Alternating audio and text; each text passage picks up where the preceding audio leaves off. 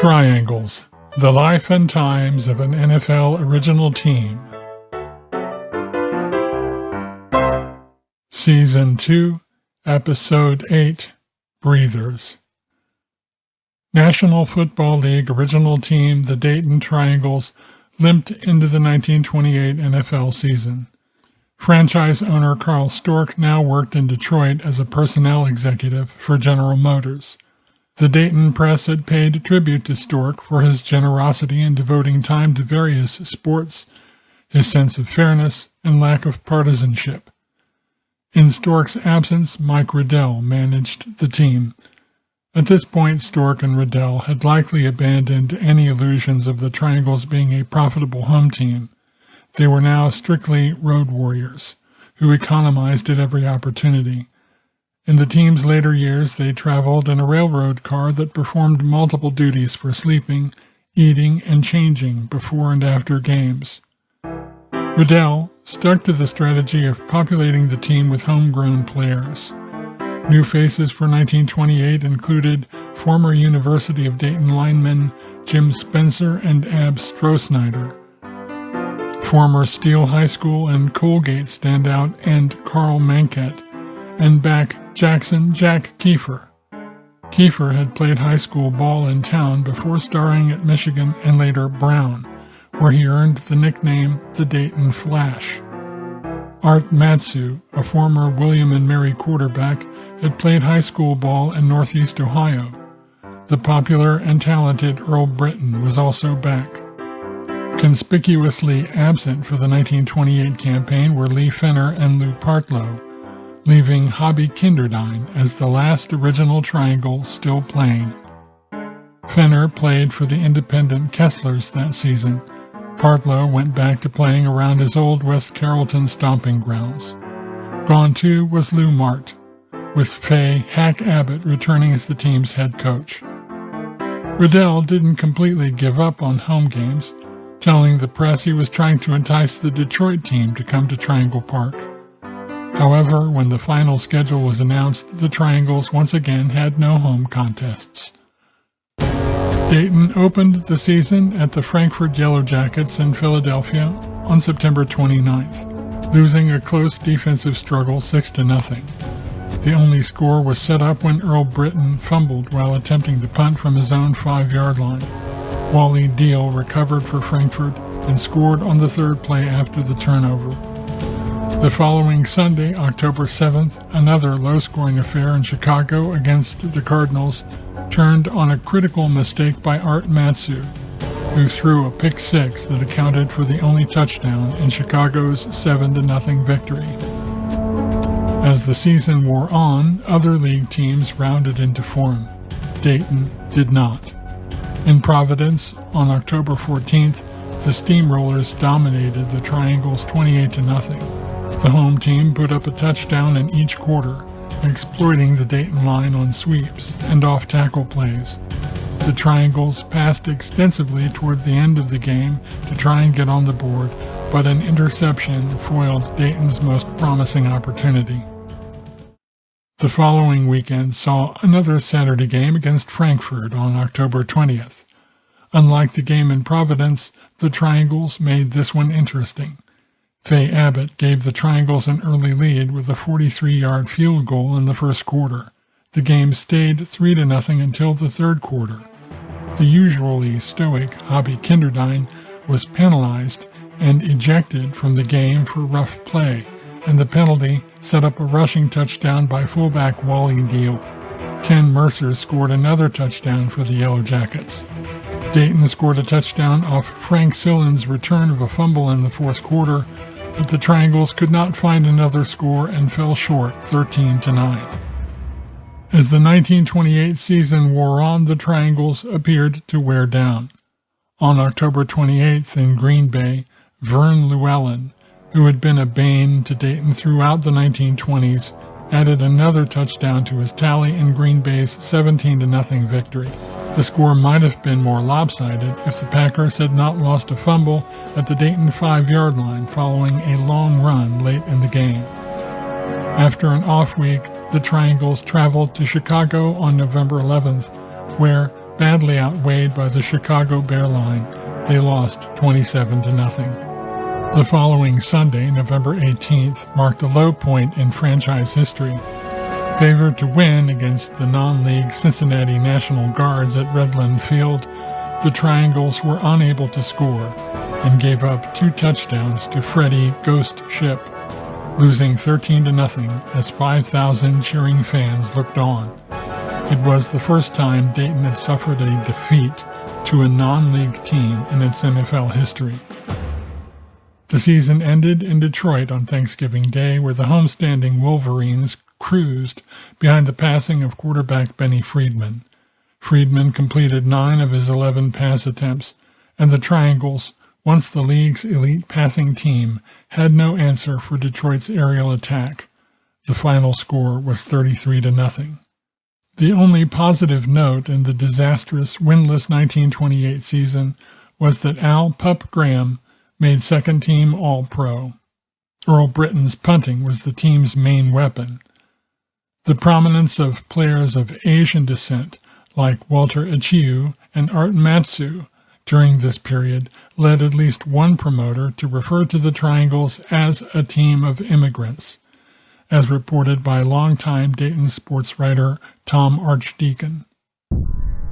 In the early history of the National Football League, owners and managers of the top teams had a slang term for teams they booked to give their players a break between games against tougher competition. They called such games and teams breathers. By 1929, the once proud Dayton Triangles were breathers. They played 5 of their 6 NFL games that year before October 15th. Other teams seemingly used the Triangles almost as practice fodder. Lee Fenner and Lou Partlow returned for the 1929 season, but it hardly mattered. Jack Kiefer, the one-time Dayton Flash, went into the sporting goods business and played for the Ashland Armcos. Art Matsu, who had quarterbacked in 1928, hung up his cleats. Earl Britton moved on to the Chicago Cardinals, where he lasted 2 games. In the revolving door came Steve Buchanan, a former standout back at Steel High and Miami University, Elmer Wynn, a bruising fullback from Notre Dame, former Wabash running back John Singleton, and ends Roy Carlson and John Wallace. Fay Abbott continued as coach. Dayton opened the 1929 season at Green Bay on September 22nd. The Triangles made only 2 first downs and never advanced the ball into Packer territory. All the scoring came in the third quarter. Vern Llewellyn, naturally, scored Green Bay's touchdown. The other score was a safety registered when the Triangles' Buchanan, in punt formation, had to track down a bad snap and was unable to get the ball out of the end zone. The final score was 9-0 Green Bay. The following weekend once again saw the Triangles playing 2 games in as many days.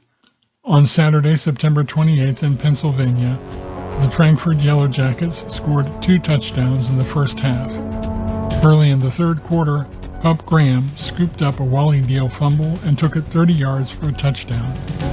The last points scored by the Triangles in their NFL history. Dayton continued to press but could not find an equalizer, falling 14-7. The following day in Providence, Rhode Island, the Triangles had nothing left in the tank. The Steamrollers lived up to their name, racing to a 34-0 halftime lead before coasting to a 41-0 win. Dayton failed to register a single first down. Only Providence turnovers prevented the game from becoming an historic rout. Sunday, October 6th, found the Triangles in New York for a tilt with the Staten Island Stapletons. Dayton played hard but could not generate offense, losing 12-0. It was more of the same in Boston on October 13th, as the Boston Bulldogs crushed the Triangles 41-0.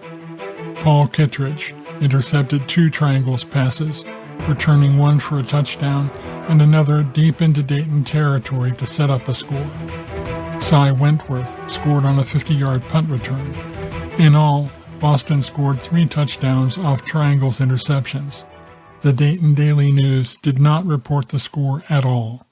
The Herald's report consisted of one sentence.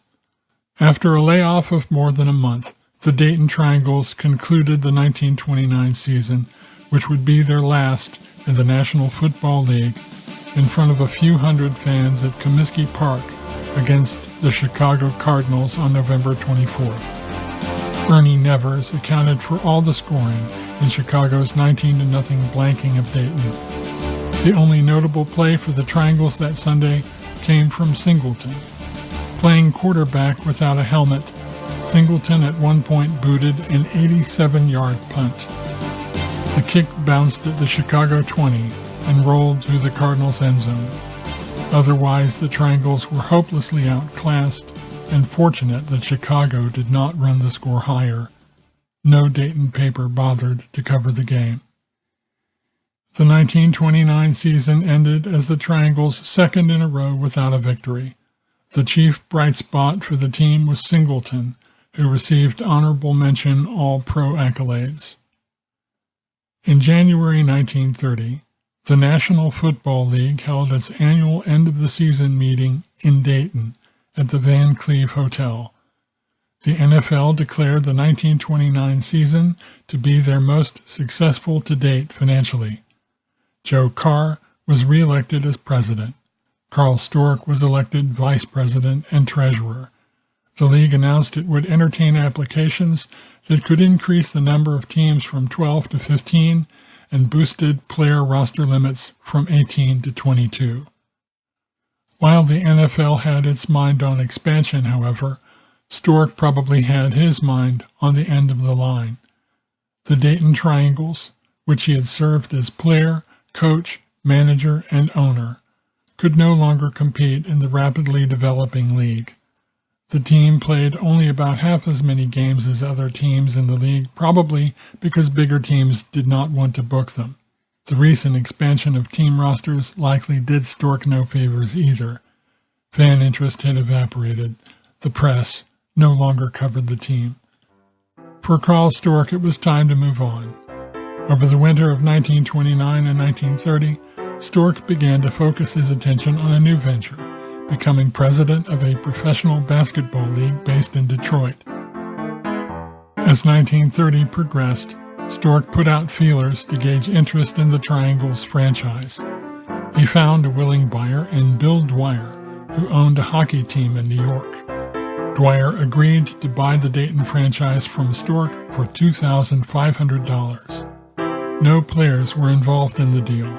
Dwyer allied himself with former Orange Tornadoes head coach Jack Depler, who defected from Orange, New Jersey with several of his players.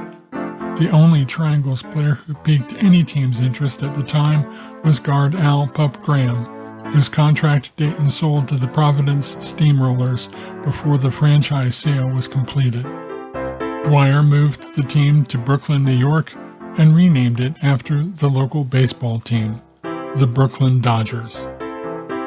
George Hobby Kinderdine, the one mainstay of the Triangles through every season of its existence, was heartbroken. Kinderdine went back to his day job at General Motors and reminisced about the old days.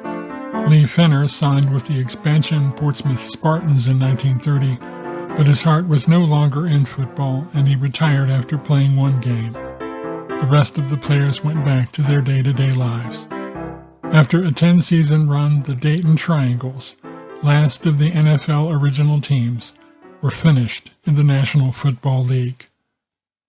Dayton itself, however, was not. Next time, Carl Stork leaves his mark. Triangles, the life and times of an NFL original team, written and produced by Bruce Edward Smith. Copyright 2019, all rights reserved.